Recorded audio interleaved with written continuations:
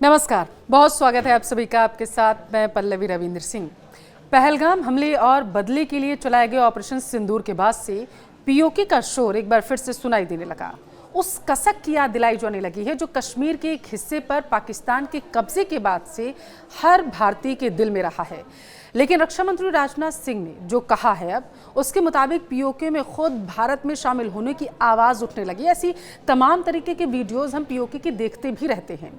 PoK खुद कहेगा कि वो हिंदुस्तान का अटूट हिस्सा है, ऐसा बीजेपी के तमाम नेताओं के जरिए कहा जाता है। उसमें शामिल होकर रहेगा, ये पीओके के नागरिक कहेंगे। तो क्या इस बयान के बाद ये मान लेना चाहिए कि पीओके युद्ध से नहीं बल्कि बातचीत के जरिए देश को वापस मिलेगा? और अगर ये हुआ तो कैसे होगा और क्यों होगा? आज हम इसी सवाल का जवाब इस वीडियो में ढूंढने की कोशिश करेंगे। देश की सरकार हो, विपक्षी पार्टियां हों या फिर भारत का एक आम नागरिक, हर किसी के दिल में कश्मीर के एक हिस्से पर पाकिस्तान के कब्जे की टीस अभी भी बाकी है। गिलगिट बल्टिस्तान से लेकर हुंजा वैली को वापस हिंदुस्तान में आने का इंतजार बाकी है।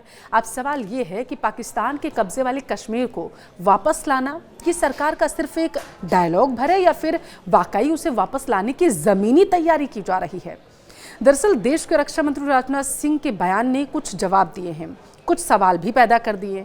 इससे पहले हमने पीएम मोदी का भी सवाल सुना था जब वो भाषण देते हुए नजर आए थे। केंद्रीय गृह मंत्री अमित शाह ने भी पीओके को लेकर के बयान दिया था। फिलहाल रक्षा मंत्री की बात करते हैं।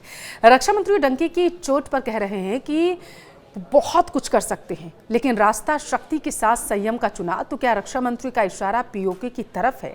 क्या इस मतलब ये निकाला जाए इसका कि पहलगाम अटैक के बाद ऑपरेशन सिंदूर से पाकिस्तान को जवाब दिया गया?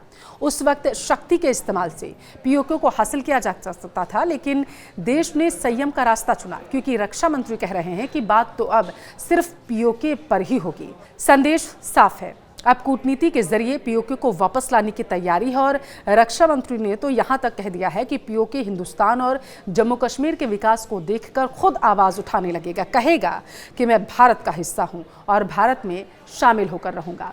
बयान किसी सामान्य नेता का नहीं है ये, बल्कि देश के रक्षा मंत्री राजनाथ सिंह की तरफ से जब आया तो बेहद इसे गंभीरता से लिया जा सकता है। अपनी बात रखने के लिए रक्षा मंत्री जाने जाते हैं। यहीं से सवाल खड़ा होता है कि क्या वाकई पीओके खुद वापस आएगा, लेकिन ये होगा कैसे? और ऐसा नहीं है कि सिर्फ रक्षा मंत्री ने बयान दिया हो। अगर हम पिछले कुछ दिनों की बात करें तो पीएम मोदी 2 बार पीओके का जिक्र कर चुके हैं। पीओके को बार बार जिक्र करना और पाकिस्तान को पीओके पर बात करने के लिए मजबूर कर देना, ये बातें क्या देश की बदली हुई नीति की तरफ इशारा कर रही हैं? क्योंकि पीओके को वापस लाने के तो सिर्फ 2 ही रास्ते हैं। पहला रास्ता है बातचीत के जरिए, दूसरा रास्ता है युद्ध का। मोदी और रक्षा मंत्री के बयान से साफ है कि पाकिस्तान को पीओके पर बात करने के लिए मजबूर होना होगा और पीओके पर दावा छोड़कर उसे भारत को सौंपना होगा। लेकिन क्या ये इतना आसान है?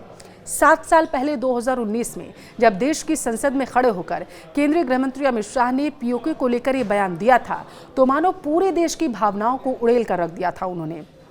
केंद्रीय गृह मंत्री ने बात कही थी, बिल्कुल सटीक कही थी, क्योंकि पीओके जमीन का एक टुकड़ा भर नहीं बल्कि वो हिंदुस्तान का मुकुट है, सिरमौर है।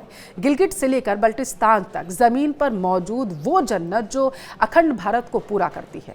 मोदी और रक्षा मंत्री के बयान से साफ है कि पाकिस्तान को पीओके पर बात करने के लिए मजबूर होना पड़ जाएगा और पीओके पर दावा छोड़कर उसे भारत को सौंपना होगा। लेकिन क्या ये इतना आसान है? आपको क्या लगता है? कमेंट करके जरूर बताएं।